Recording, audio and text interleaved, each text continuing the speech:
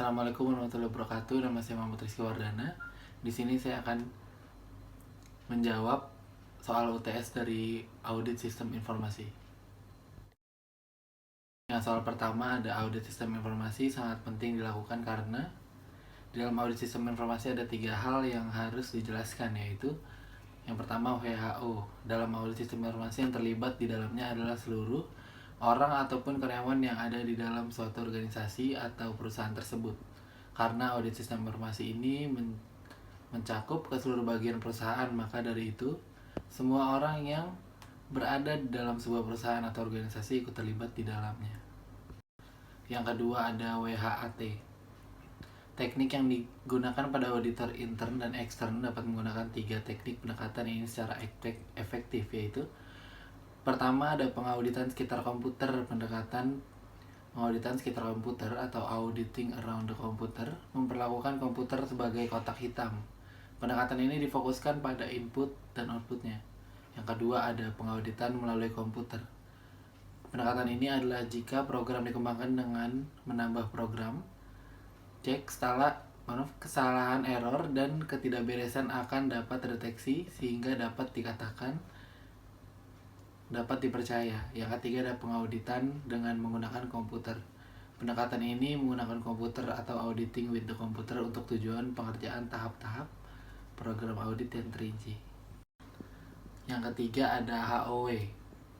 Terhadap beberapa tahap dalam melakukan audit, yaitu yang pertama perencanaan audit pendahuluan.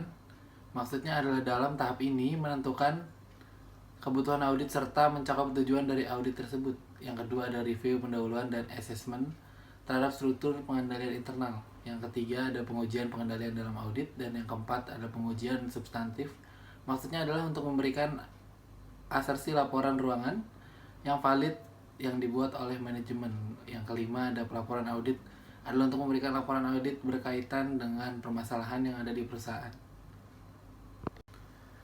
Untuk soal kedua ini adalah hal-hal yang terkait dengan IT resource dalam COBIT framework.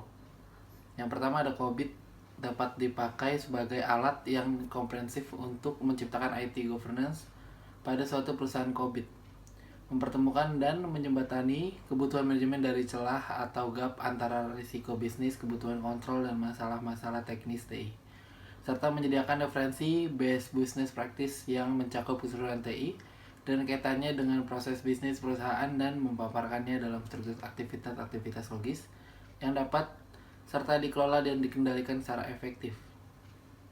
COBIT mendukung manajemen dalam mengoptimumkan investasi TI-nya melalui ukuran-ukuran yang pengukurannya akan memberikan sinyal bahaya bila suatu kesalahan atau risiko akan atau sedang terjadi.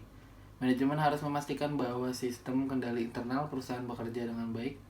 Artinya, dapat mendukung proses bisnis perusahaan yang secara jelas menggambarkan bagaimana setiap aktivitas kontrol individual memenuhi tuntutan dan kebutuhan informasi serta efeknya terhadap sumber daya TI perusahaan. Sekian dari saya, Muhammad Rizky Wardana. Kurang lebihnya mohon maaf. Wassalamualaikum warahmatullahi wabarakatuh.